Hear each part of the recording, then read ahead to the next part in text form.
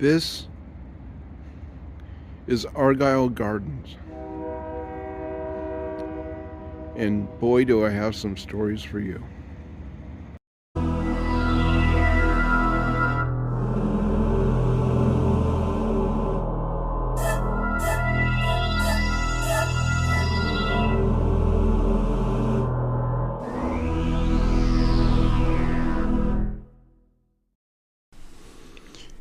Good evening.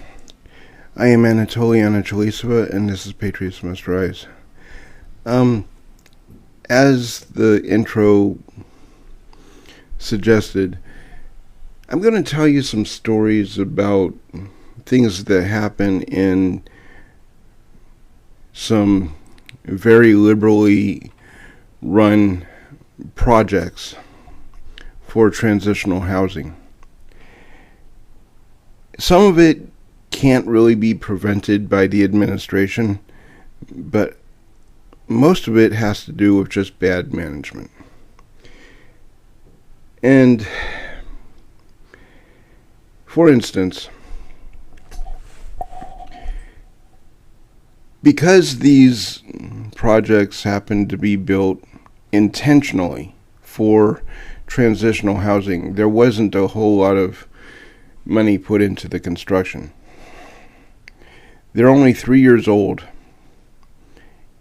and already the materials are starting to rot away because they're using subpar building materials, and many of these buildings in the Northwest need to be shut down, condemned, torn down to the ground, rebuilt. Just, if for anything, for the safety of the people that are being housed in them. So, on the surface, there's that. When you go into the main lobby of one of the buildings that I'm working, you see particle board siding. Nothing's finished. There's holes where the insulation was ripped out because on the floor above there was a massive flooding incident, and they were trying to prevent black mold, which is understandable. But from what I understand, that happened in December. It is, or December of 23. It is almost October in 2024, and nothing has been done to actually fix these issues.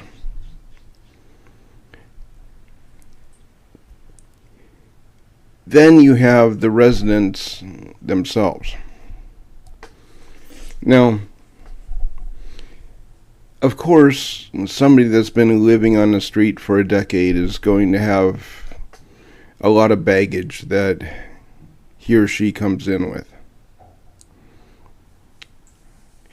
And the whole point of these projects is to work with that so they could be reintroduced into society.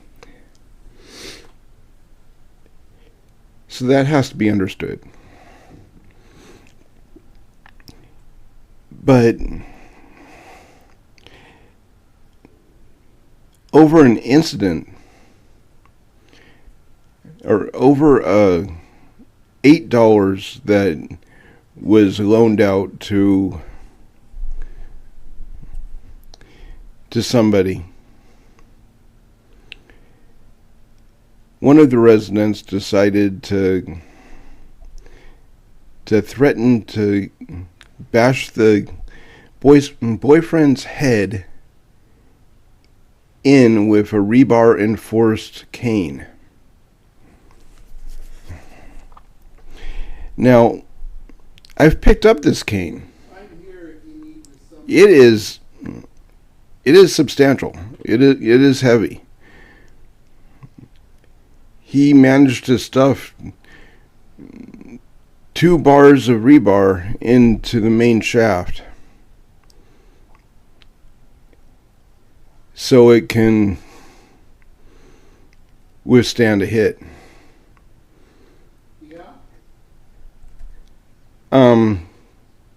Now, mind you, he was homeless at the time. He probably felt like he needed to have some kind of protection. And he probably didn't know when he was going to get a new cane if it broke. So he was probably just trying to shore it up, too.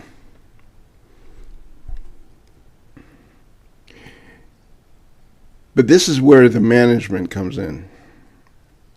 Okay? These incidents of threatening violence or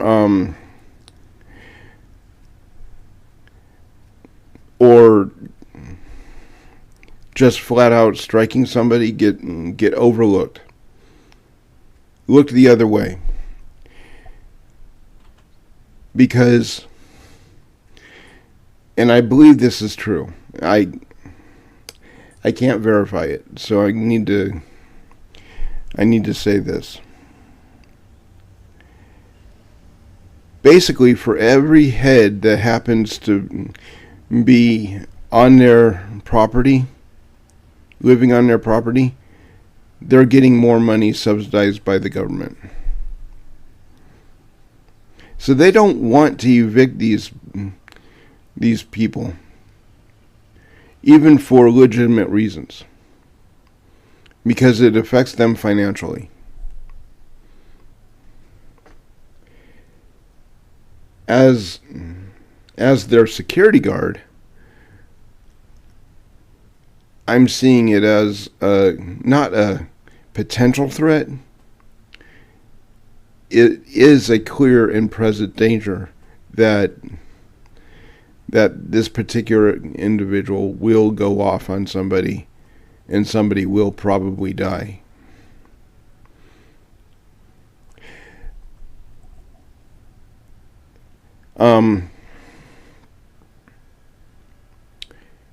About 4 months ago, now I've only been at this particular assignment for 2 weeks, but about 4 months ago, I'm told that a resident was stabbed 14 times, and he managed to live through it. But it wasn't by any help of the management. It was the other residents that actually came to his aid, called 911 and did everything that they could to slow or stop the bleeding.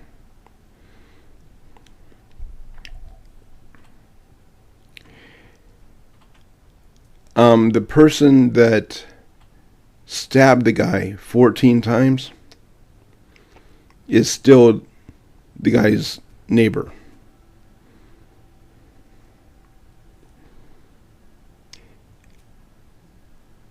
These are facts that kind of don't sit well with me. But this is also how a liberal-run city is run. This happens to be an 8-building complex. But you were getting better at that. Apartment buildings that happen to be run by a liberal organization.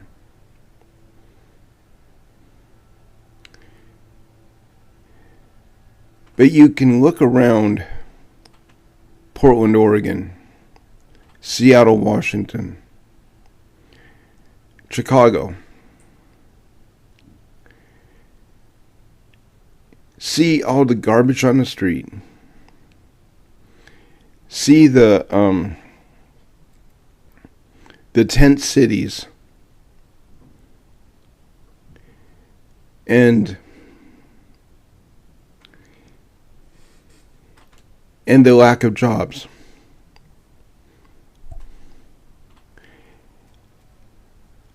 And in spite of what their local governments are saying, all of this happens to be just from bad policy.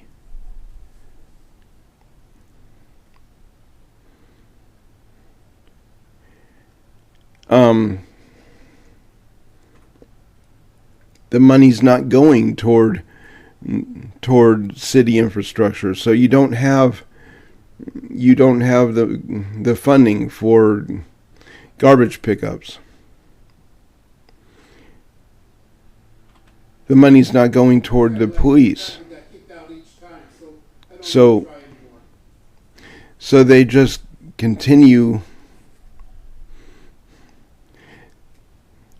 They just continue to commit the same crimes. We have no actual consequences to keep society in check in these liberal cities.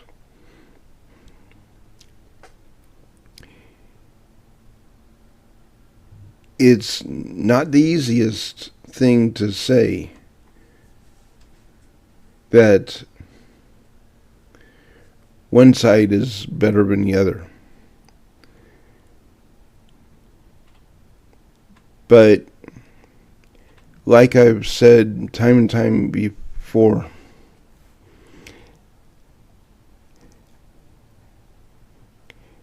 like or hate Trump,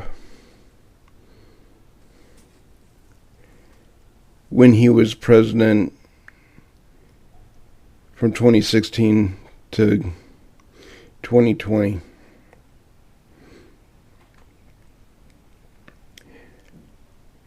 I didn't know anybody that was unemployed.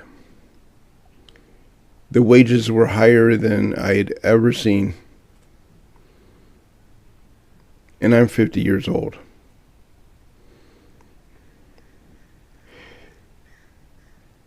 People can make up all kinds of excuses that generally say stuff like,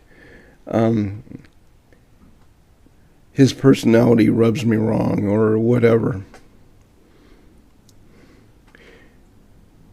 But you have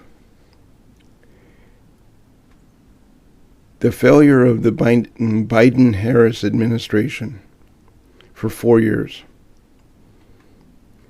The success of Donald Trump for 4 years. Before that, we had the failure for 8 years of Barack Obama, which is what actually got Trump in office in the first place. Because he was basically running off of the Ronald Reagan slogan, what do you have to lose?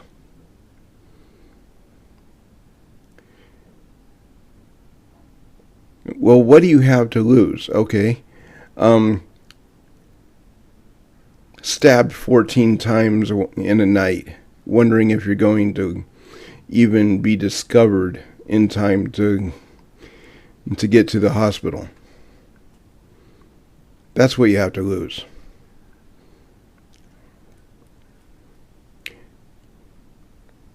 Raped by illegal immigrants that are untraceable in the system because they don't have any paperwork.